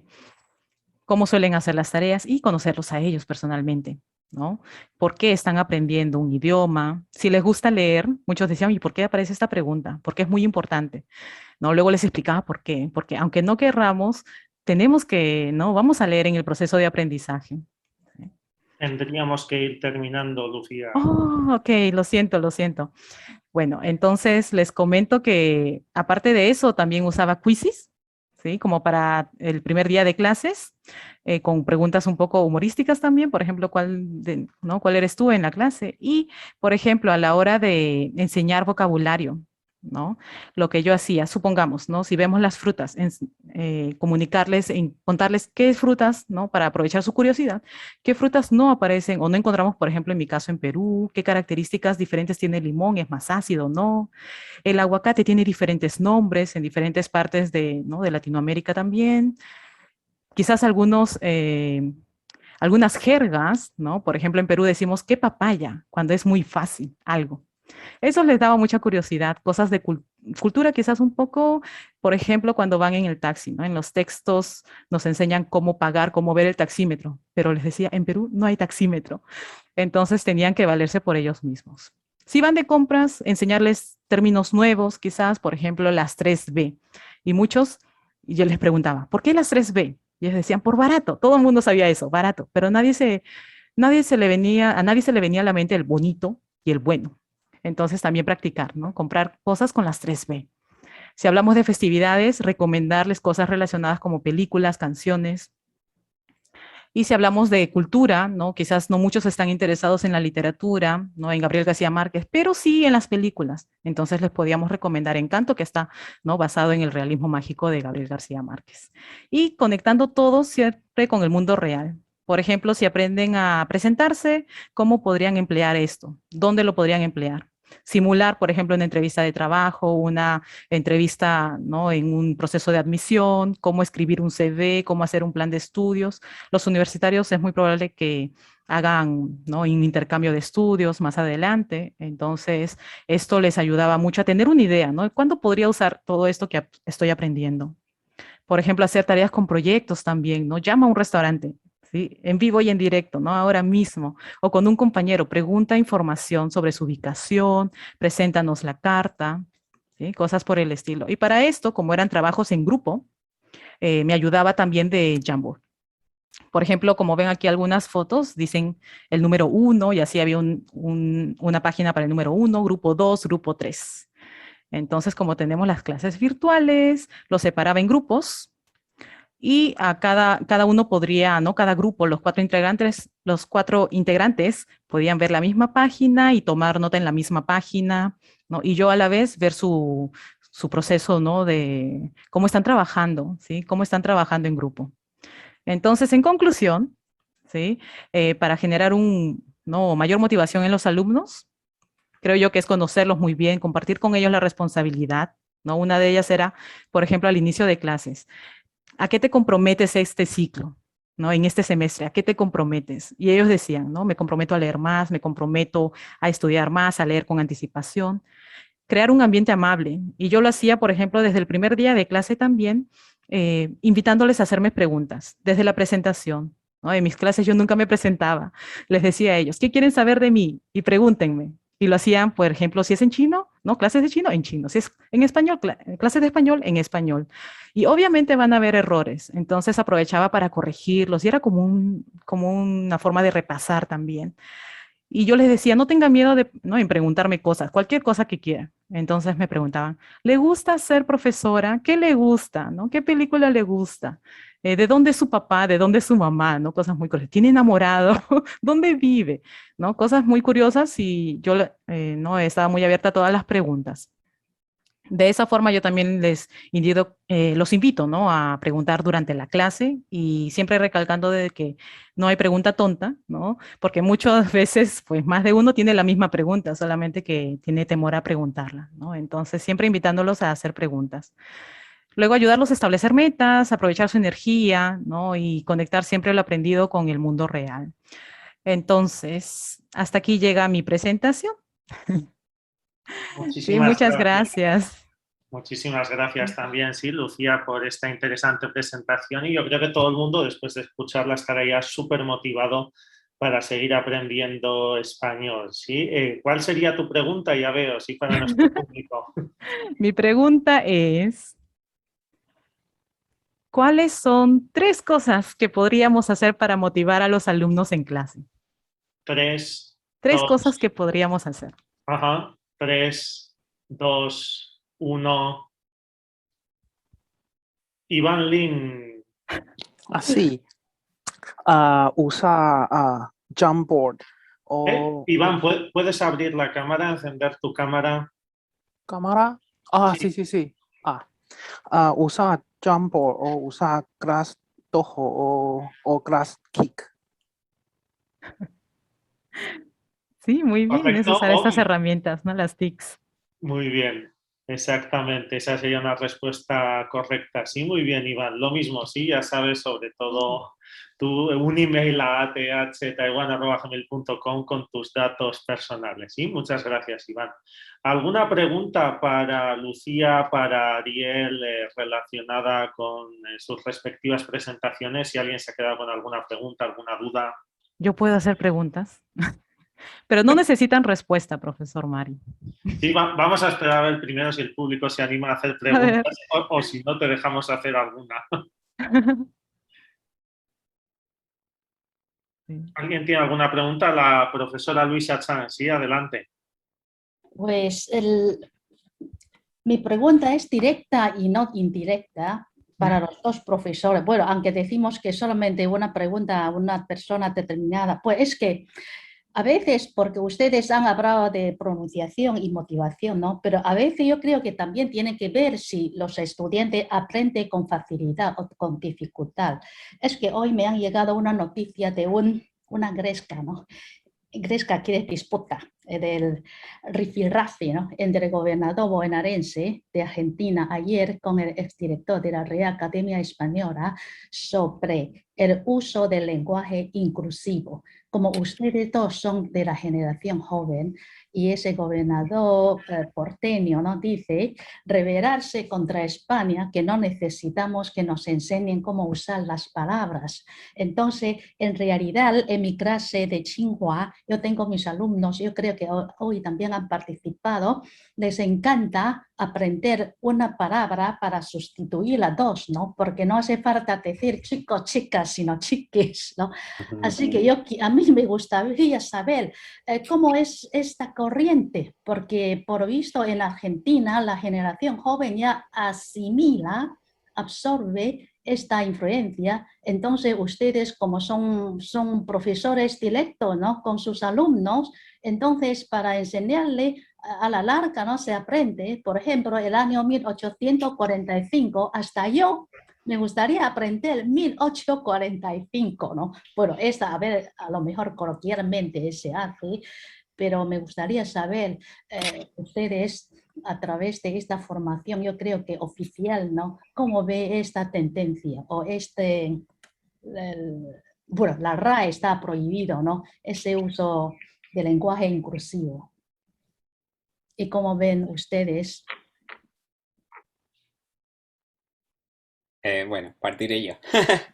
Bueno, personalmente, yo creo que como profesores nosotros entendemos que uno tiene que también obedecer a las necesidades propias de cada uno de nuestros estudiantes y muchas veces si vemos que nuestros estudiantes están interesados y desean aprender este tipo de cosas nuevas que están apareciendo, en nuestra labor como profesor entregarles las herramientas para que ellos aprendan y sean capaces de expresarse y comunicarse de la manera que ellos desean y con la gente que ellos quieren.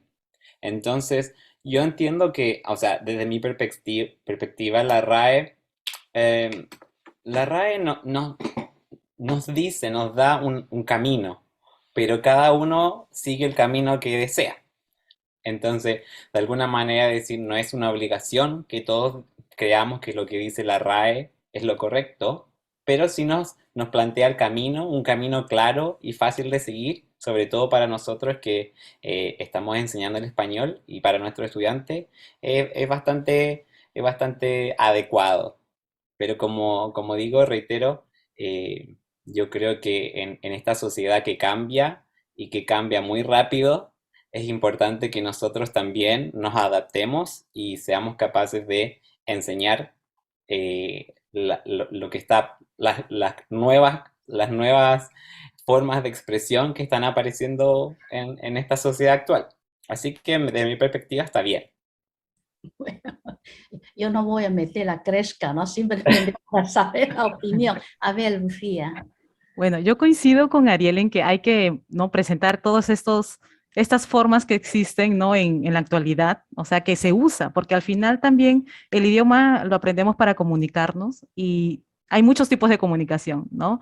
Una forma quizás de comunicarme, tengo yo una forma de comunicarme con mis profesores, pero en casa es otra, ¿no? Y esa también es una forma de comunicación y quizás en esos ambientes, pues, uno, ¿no?, prefiere utilizar otras terminaciones y creo yo que no es también como una responsabilidad de los profesores darles a conocer a los estudiantes que existen, ¿no? Que existe quizás este dilema, ¿no?, en el uso de estas palabras y también que, ¿no?, lo pueden escuchar en el día a día. Pero Lucía, en este caso, usted no va a enseñar chino que no usamos, ¿no? No, pero si aparece algo, yo también tendré la obligación de enseñarlo, diciéndoles que podrán escuchar esa palabra, ¿no? Vale, gracias. Gracias a la profesora Luisa también y a los dos ponentes por sus respuestas. ¿Alguna última pregunta, si alguien tiene?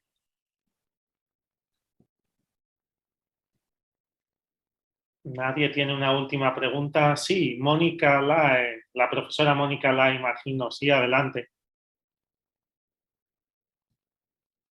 No te escuchamos, Mónica.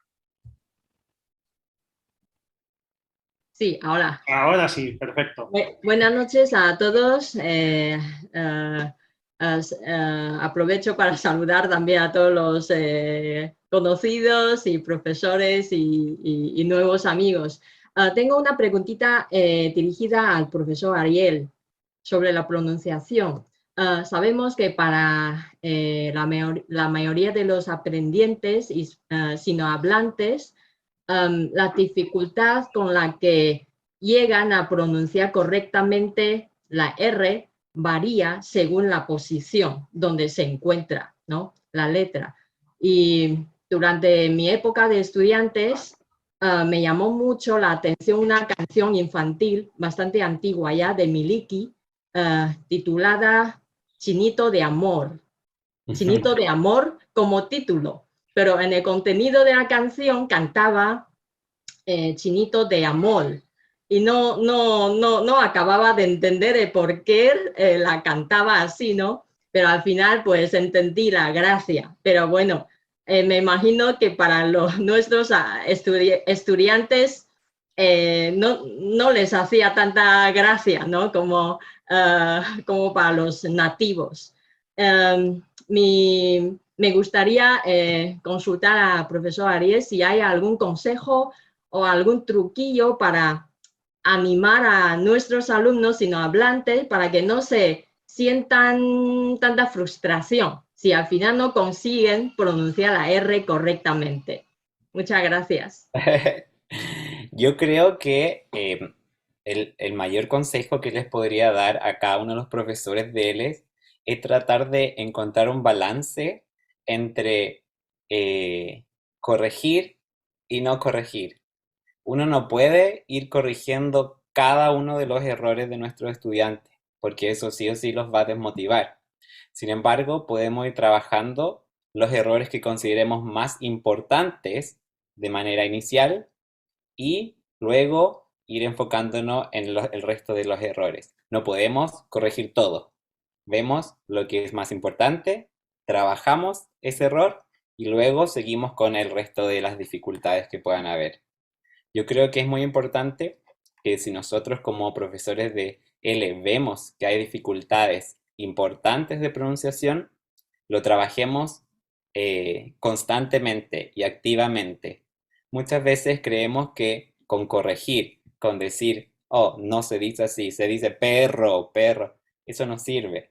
Lo que sirve es que nosotros al comenzar la clase hagamos una actividad de 10 minutos en donde trabajemos posición de la lengua, pronunciación de la R, discriminación auditiva, L, R, R. Ese tipo de actividades son las que sí sirven, no una corrección solo por corregir.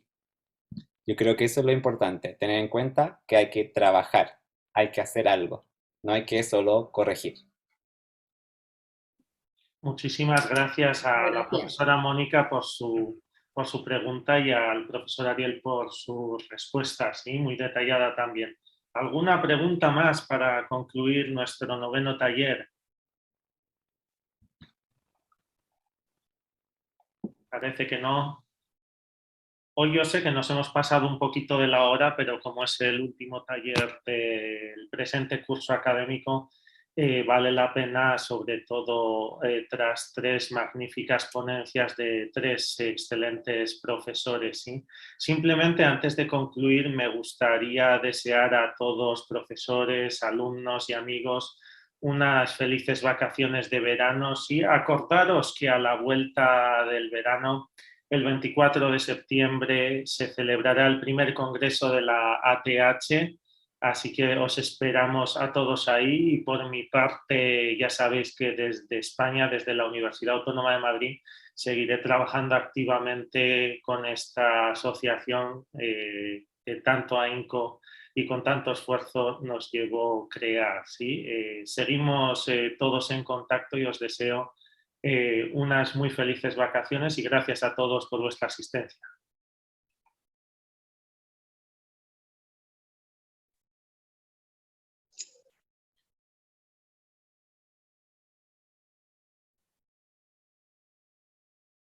Gracias a Ariel y Lucía. Gracias. Gracias, profesora Luisa. Gracias, profesor Mario. Que tenga un buen viaje. Gracias a ustedes por su invitación. Gracias a vosotros. Tenemos que seguir trabajando. Hoy es solamente comienzo. Sí, gracias a todos. Gracias, Lucía. Gracias. Gracias. Adiós. Mario, buen viaje a España. Gracias, Lucía. Chao. Chao, chao.